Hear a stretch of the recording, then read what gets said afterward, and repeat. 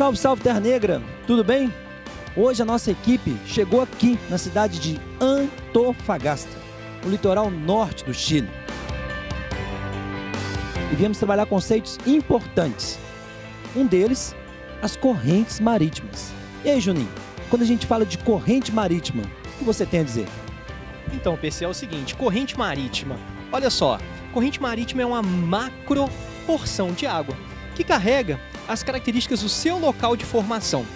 Por exemplo, correntes oriundas de regiões quentes, obviamente, são mais quentes. Correntes oriundas de regiões mais frias, são mais frias. Mas, além da diferença de temperatura, nós temos também diferença de salinidade. Algumas correntes são mais salinas, outras são menos salinas. E daí já vai uma dica importante.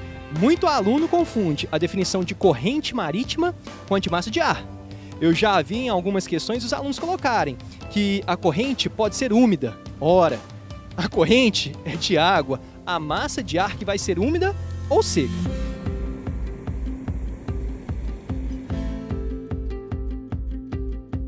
Mas aqui, falando de corrente, o que a gente tem que fazer de observação? Por exemplo, quando falamos de correntes quentes, como que elas atuam? O que elas provocam nas regiões que elas chegam, Percy? Pois é, Juninho, você pegou um caso interessante, corrente marítima quente. Um exemplo clássico para a gente dar no mundo é a corrente do Golfo, que tem origem próxima ao Golfo do México ali, na região da América Central, Estados Unidos. Ela cruza o Oceano Atlântico, muda de nome, ganha o nome de corrente do Atlântico Norte e chega até a porção mais setentrional da Europa, envolvendo a região da Grã-Bretanha e os países escandinavos. Uma corrente marítima quente, que chega numa região mais fria, ela provoca o quê? Ela vai amenizar os rigores do inverno. O inverno ele fica mais ameno, o que evita o congelamento das águas oceânicas. Por exemplo, o grande império inglês, o Império Britânico, dominou o mundo graças à perenidade da navegação durante todo o ano. Mas se a gente for fazer uma relação com as mudanças climáticas atuais, por exemplo, a corrente do Atlântico Norte, a corrente quente, que ameniza os rigores do inverno, com aquecimento global, alguma coisa pode acontecer, não pode? Claro.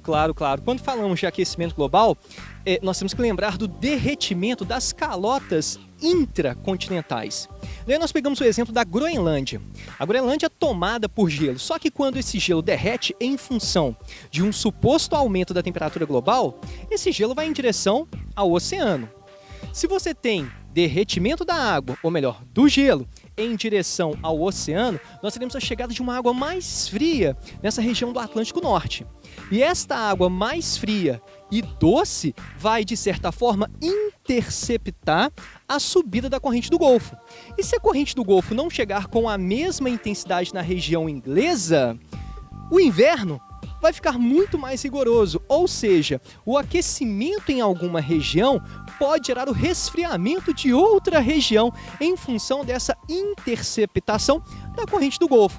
Por isso que é muito mais plausível falarmos de mudanças climáticas globais e não simplesmente do aquecimento, porque uma área pode ficar mais quente e outra área pode ficar mais fria. Agora aqui, temos uma abordagem legal sobre correntes quentes. E no que diz respeito a correntes frias? Por que nós chegamos tão longe para fazer um vídeo sobre correntes marítimas frias? Vamos lá, Percy, manda aí pra gente.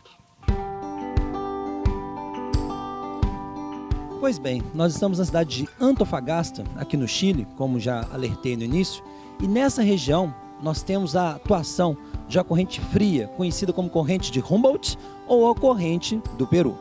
Essa corrente tem origem lá para baixo, próximo à região da Antártida.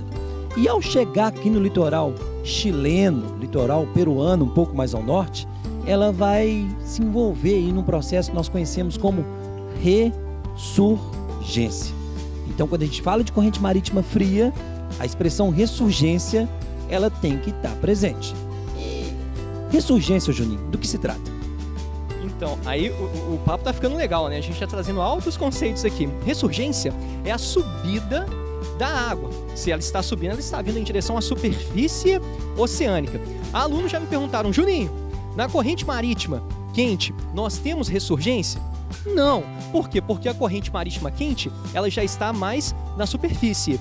A fria que é oriunda das grandes profundidades. Então, quando ela sobe, quando nós temos o fenômeno da ressurgência, ela arrasta muito fito e também zooplâncton.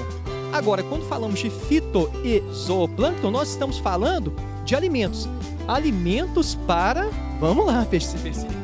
Daí, ó, uma quantidade enorme de peixes vão circundar por essas áreas. É o que nós chamamos de aumento da piscosidade.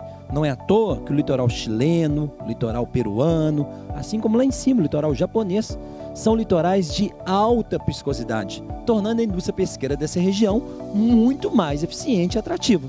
Certo. Dá para a gente até aprofundar em uma questão, que é o seguinte: quando nós temos a ressurgência e a subida do fito e zooplâncton, nós vamos ter essa situação em meio a uma porção de água fria, já que o que ressurge é a corrente fria.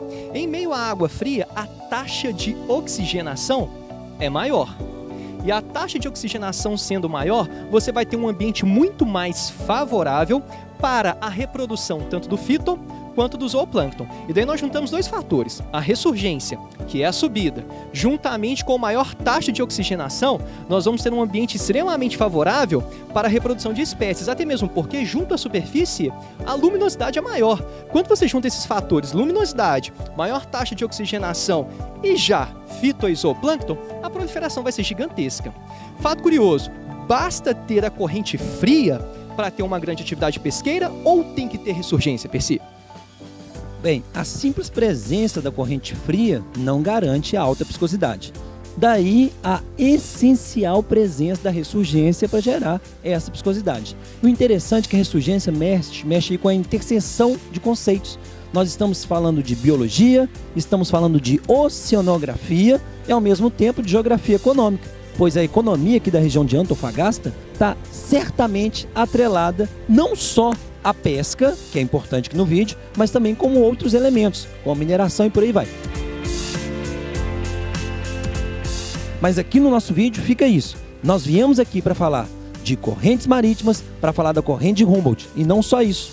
Em breve, um vídeo sobre El Niño, uma das variações também associadas a essa corrente marítima fria.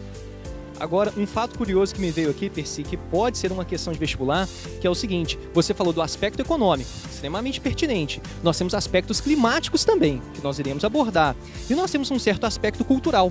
Em áreas de ressurgência, é de se esperar que uma das principais, ou melhor, talvez a principal oferta de alimento para a população seja, obviamente, o pescado. E daí isso me faz lembrar Japão. A base da culinária japonesa, ou melhor, da alimentação japonesa, é também o pescado. Certamente é uma área de ressurgência. Nós temos atuação de correntes frias ali e também uma área de ressurgência. E isso acontece aqui. Essa dica que a gente quer deixar para vocês aí. Não é isso, Percy? Sei, Juninho. Certamente comeremos um pescado hoje. Um abraço, até a próxima.